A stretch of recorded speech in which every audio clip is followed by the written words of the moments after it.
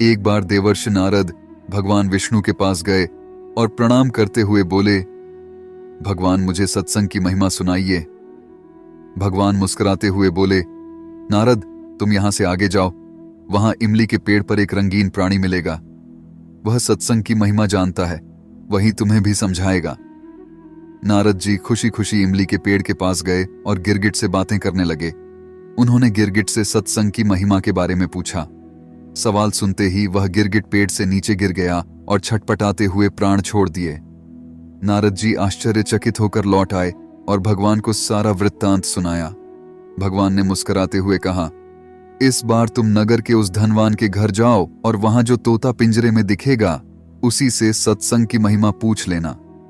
नारद जी क्षण भर में वहां पहुंच गए और तोते से सत्संग का महत्व पूछा। थोड़ी देर बाद ही तोते की आंखें बंद हो गईं और उसके भी प्राण फेरू उड़ गए। इस बार तो नारद जी भी घबरा गए और दौड़े दौड़े भगवान कृष्ण के पास पहुंचे। नारद जी ने कहा, भगवान यह क्या लीला है? क्या सत्संग का नाम सुनकर मरना ही सत्संग की महिमा है? भगवान हंसते हुए बोले, यह बात भी तुमको जल्द ही समझ आ जाएगी। इस बार तुम नगर के राजा के महल में जाओ और उसके नवजात पुत्र से अपना प्रश्न पूछो। नारद जी तो थर थर कांपने लगे और बोले, अभी तक तो पक्षी ही अपने प्राण छोड़ रहे थे, इस बार अगर वह नवजात राजपुत्र मर गया तो राजा मुझे जिंदा नहीं छोड़ेगा। भगवान ने नारद जी को अभय दान दिया। नारद जी दिल मुट्ठी में रखकर राजमहल में आए। वहां उनका बड़ा सत्कार किया गया। अब तक राजा को कोई संतान नहीं थी और पुत्र के जन्म पर बड़े आनंद से उत्सव मनाया जा रहा था। नारद जी ने डरते डरते राजा से पुत्र के बारे में पूछा।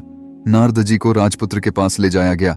पसीने से तर होते हुए मन ही मन श्री हरि का नाम लेते हुए नारद जी ने राजपुत्र से सत्संग की महिमा के बारे में प्रश्न किया तो वह नवजात शिशु हंस पड़ा और बोला, महाराज, चंदन को अपनी सुगंध और अमृत को अपने मधुर का पता नहीं होता। ऐसे ही आप अपनी महिमा नहीं जानते, इसलिए मुझसे पूछ रहे हैं। वास्तव में आप ही के क्षण मात्र के संग से मैं गिरगिट की योनि से मुक्त हो गया और आप ही के दर्शन मात्र से तोते की क्षुद्र योनि से मुक्त होकर इस मनुष्य जन्म को पा सका।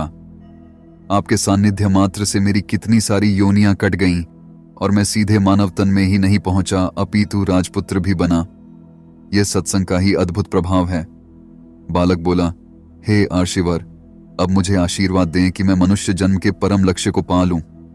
नारद जी ने खुशी खुशी आशीर्वाद दिया और भगवान श्री हरि के पास जाकर सब कुछ बता दिया। भगवान ने कहा, सचमुच सत्संग की बड़ी महिमा है। संत का सही गौरव या तो संत जानते हैं या उनके सच्चे प्रेमी भक्त।